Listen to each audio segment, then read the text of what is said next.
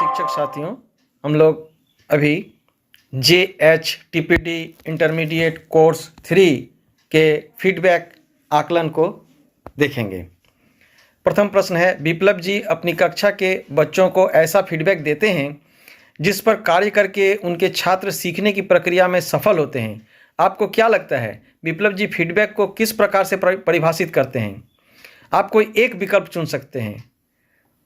बच्चों के कार्य को बारीकी से जांचना और उन्हें यह बताना कि उन्होंने कहाँ और कैसे गलती की। दूसरा ऑप्शन है बच्चों को ऐसी जानकारी देना जिनसे उनकी अभी की समझ और सीखने के उद्देश्य के बीच में मौजूद अंतर खत्म हो सके। तीसरा ऑप्शन है बच्चों ने जैसा भी काम किया हो उनकी गलतियों को नज़रअंदाज करते हुए हर स्थिति में प्रेरित करना। तो इसका जो आंसर, तो इसका दूसरा विकल्प सही है। अब हम सबमिट बटन को दबाएंगे और आगे बढ़ेंगे। तो यहाँ देखिए दूसरा विकल्प सही है लिखा है, तो इसमें जारी रखे पर क्लिक करेंगे और आगे बढ़ेंगे। अब दूसरा प्रश्न आ गया है, सुल्ताना जी का मानना है कि हर बार हर कार्य पर अपने छात्रों को फीडबैक देना सकारात्मक फीडबैक की ओर इशारा करता है। सुल्ताना जी के विचार के बारे में आप क्या राय रखते हैं? विचार से सहमत हैं अथवा इस सोच से असहमत हैं? तो इसका दूसरा विकल्प सही है। सबमिट बटन का क्लिक करेंगे। यहाँ हम लोग देख रहे हैं कि दूसरा विकल्प सही है। अब जारी रखे पर क्लिक करेंगे। अब आगे प्रश्न है, अपनी कक्षा के बच्चों से दिए हुए फीडबैक पर व्यक्तिगत रूप से बातचीत करना फीडबैक को प्रभावकारी बना सकता है। इस विचार के पीछे क्या धारणा हो सकती है? आप एक से अधिक विकल्प भी चुन सकते हैं।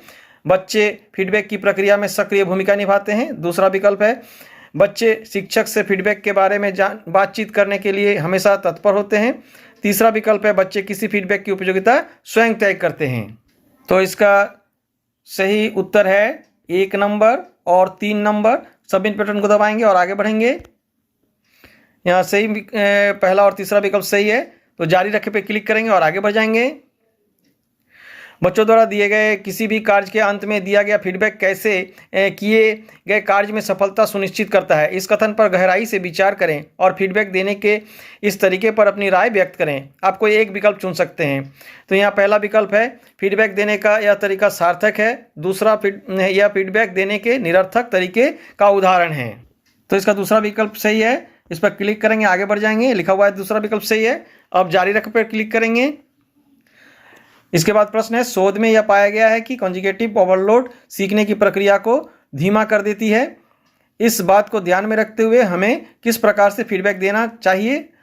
तो यहाँ पर हमें कोई एक विकल्प चुनना है। ऑप्शन दिया हुआ है कि 2-3 बिंदुओं को चुनकर उन पर फीडबैक देना चाहिए। दूसरा विकल्प है उन मुख्य बिंदुओं पर फीडबैक दें जिनका सीखने के उद्देश्य से सीधा संबंध हो। तीसरा विकल्प है हर बिंदु को आसान शब्दों में कहकर फीडबैक देना चाहिए। तो इसका दूसरा विकल्प सही है। इस पर सबमिट बटन पर क्लिक करेंगे, आगे बढ़ जाएंगे। यहाँ लिखा हुआ है दूसरा विकल्प सही है। आगे जारी रखे पर क्लिक करेंगे। इसके बाद प्रश्न है, वंदना जी को लगता है कि उन्हें अपने एक छात्र परमजीत को सीखने के उद्देश्य तक पहुंचाने के लिए बहुत सारा फीडबैक देना पड़ेगा। आपको क्या लगता है इस स्थिति में फीडबैक देने का कौन सा तरीका सबसे उचित रहेगा? आप कोई एक विकल्प चुन सकते हैं। तो इसमें हमारा तीसरा विकल्प सही है। इस पर सबमिट पर क्लिक करेंगे, आगे बढ़ जाएंगे। लिखा हुआ है तीसरा विकल्प सही है। जारी रखे पर क्लिक करेंगे, फिर आगे बढ़ जाएंगे। आगे प्रश्न है, हैटी और टिम्परले के अनुसार हम केंद्र बिंदु के तहत 4 स्तरों पर फीडबैक दे सकते हैं। मैं कोशिश करूंगा या करूंगी कि मैं अपनी कक्षा के बच्चों को डैश डैश डैश पर आधारित फीडबैक नहीं दूं। ऑप्शन है कार्य की प्रक्रिया, आत्म विनियमन और स्वयं व्यक्ति। इस पर कोई एक विकल्प को ही हम चुन सकते हैं। इसमें चौथा विकल्प सही है। इस पर क्लिक करेंगे, सबमिट पर क्लिक करेंगे। तो यह विकल्प सही है। जारी रखे पर क्लिक करेंगे, आगे बढ़ जाएंगे। अब प्रश्न है, फीडबैक देते हुए एक ही समय पर 4 बातों पर ध्यान दिया जाता है और इनके संदर्भ में निर्णय लिया जाता है कि हम क्या फीडबैक देना चाहते हैं। वह 4 बातें क्या क्या हैं? आप एक से अधिक विकल्प चुन सकते हैं। धारणाएं, केंद्र बिंदु, भाव, कौशल, तुलना, समझ और उद्देश्य। तो इसमें केंद्र बिंदु, भाव, तुलना और उद्देश्य, ये सारे जो हैं विकल्प सही हैं। सबमिट पर क्लिक करेंगे, आगे बढ़ जाएंगे। उसके बाद जारी रखे पर क्लिक करेंगे। उसके बाद है, वरुण तुमने अपनी कक्षा में सबसे कम अंक प्राप्त किए हैं। आपको क्या लगता है इस तरह का फीडबैक बच्चों के लिए उपयोगी रहेगा? आप कोई एक विकल्प चुन सकते हैं। विकल्प है हाँ उपयोगी रहेगा, दूसरा विकल्प है यह तरीका लाभदायक नहीं है। तो इसमें दूसरा विकल्प सही है, इस पर क्लिक करेंगे और सबमिट बटन को दबाएंगे। यहाँ दिखा रहा है आपका विकल्प सही है, आगे जारी रखें पर क्लिक करेंगे, आगे बढ़ जाएंगे। अब बबीता जी अपनी तीसरी कक्षा के बच्चों को गुणा करना सिखा रही थी। अवधारणा सिखाने के दौरान उन्होंने यह जानना चाहा कि बच्चों को जितना सिखाया गया है उसमें से उन्हें कितना समझ आया है। उन्होंने बच्चों को आकलन किया है। इस स्थिति में बबीता जी को किस प्रकार का फीडबैक देना चाहिए? आप कोई एक विकल्प चुन सकते हैं और ऑप्शन है विवरणात्मक फीडबैक और मूल्यांकन पर आधारित फीडबैक। तो मेरे अनुसार जो 1 नंबर वो है वो सही है, उस पर क्लिक करेंगे और सबमिट बटन पर क्लिक करेंगे।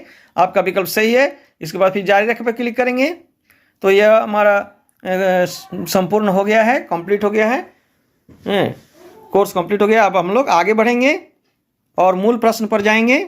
हम लोग पैकेज आकलन पर आ गए हैं और यहाँ हमें प्रश्न मिला है। शोध में यह पाया गया है कि कॉग्निटिव ओवरलोड सीखने की प्रक्रिया को धीमी कर देती है। इस बात को ध्यान में रखते हुए हमें किस प्रकार से फीडबैक देना चाहिए?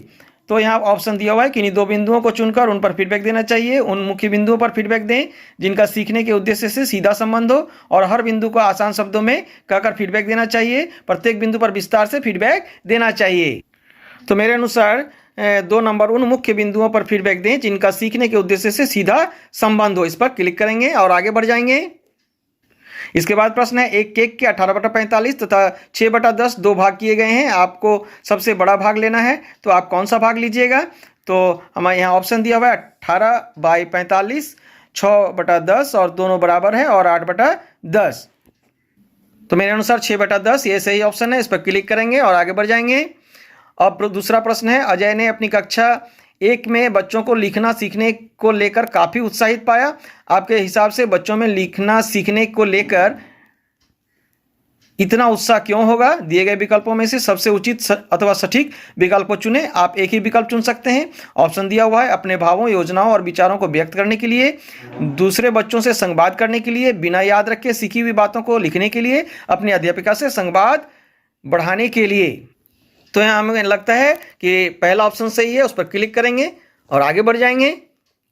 उसके बाद है अपनी कक्षा में बच्चों को चित्रकारी करते हुए एकता जी ने यह समझा कि चित्रकारी करना लिखना सीखने के लिए एक महत्वपूर्ण चरण है।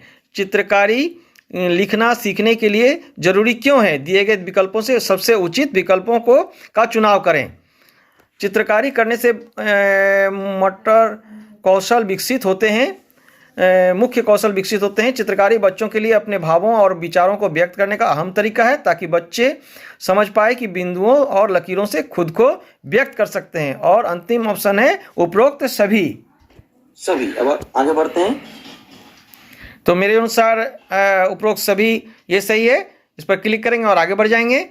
और इस प्रकार से total question 4, question answered 4, question skipped 0 और सबमिट पर क्लिक करेंगे और आगे बढ़ जाएंगे। तो यहाँ देखते हैं स्कोर 4/4। इस प्रकार से हम इसके सारे प्रश्नों के उत्तर दे पाएंगे। तो साथियों यदि अच्छा लगा हो तो इसे लाइक करें और वीडियो को शेयर करें तथा हमारे चैनल को सब्सक्राइब करें। धन्यवाद।